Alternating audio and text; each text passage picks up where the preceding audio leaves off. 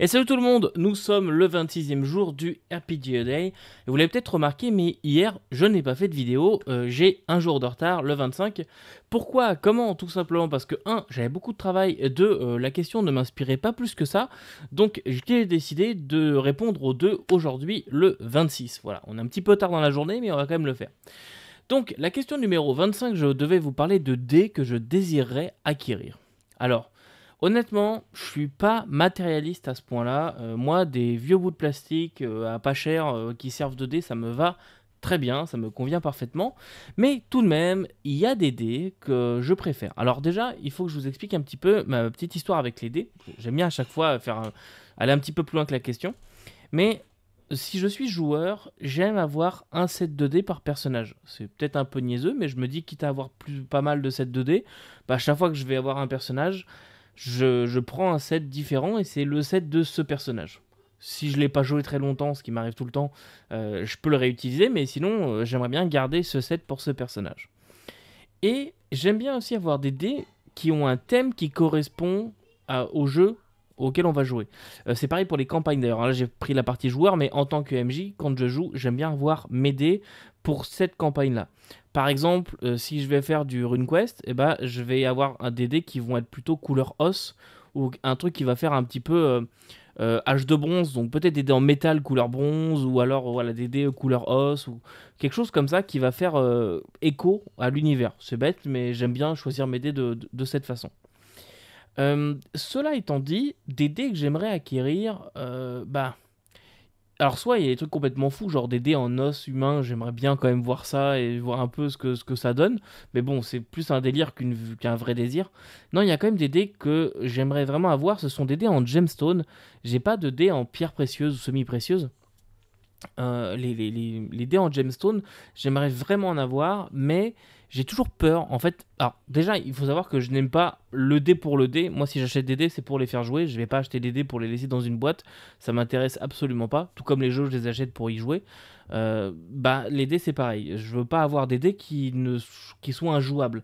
Ma conjointe m'a offert des dés en métal il y a peut-être 2 3 ans maintenant. Pour Noël, elle m'avait offert ça. Et au final, je peux quasiment pas les utiliser parce que ils sont déjà un petit peu déformés. Il y a le D6 notamment, il y a un coin qui est vachement arrondi. Du coup, ça fausse complètement le résultat. Mais surtout, dès que je les jette, ça fait un boucan d'enfer. C'est impossible.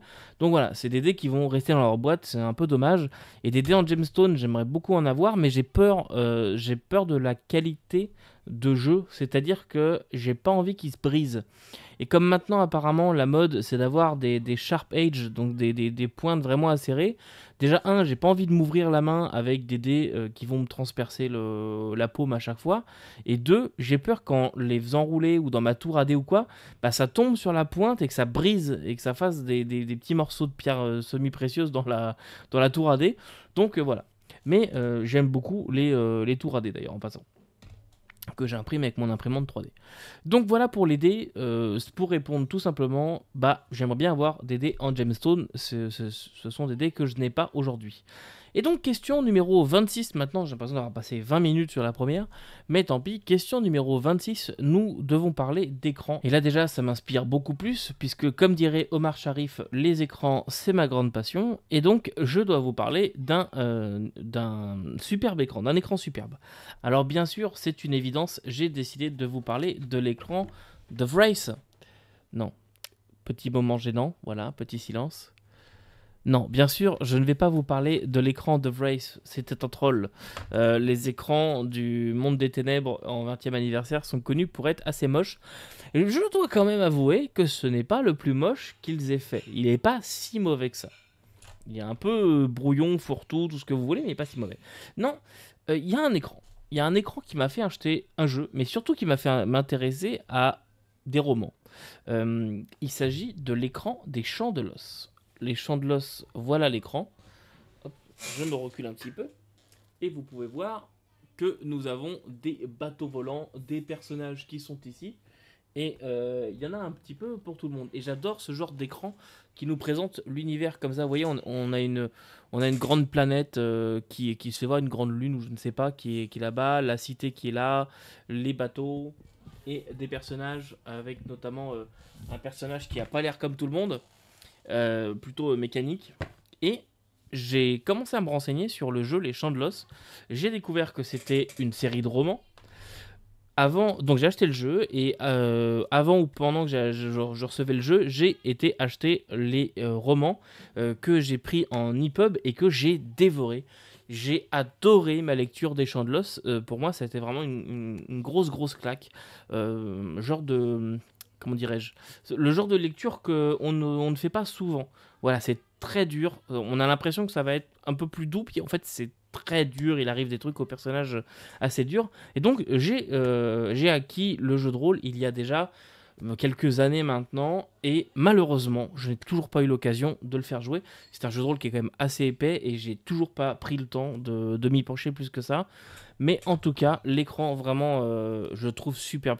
J'ai même précommandé, enfin participé au financement de l'extension qui est sortie maintenant, que j'ai reçu il y a quelques mois. Et vous voyez, au final, bah, je l'ai pris, je l'ai rangé, le temps d'attaquer le jeu. Ça me rend toujours aussi triste de faire ça, de recevoir un truc qu'on a préco et de le ranger dans la bibliothèque, le temps d'avoir le temps. Voilà donc pour la question numéro 26 du RPG A Day 2024. Nous nous retrouvons demain. Demain j'aurai le temps de répondre à la question. Et en attendant, n'oubliez pas que vous ne pouvez pas tout lire et tout faire jouer, mais vous pouvez toujours essayer. Salut!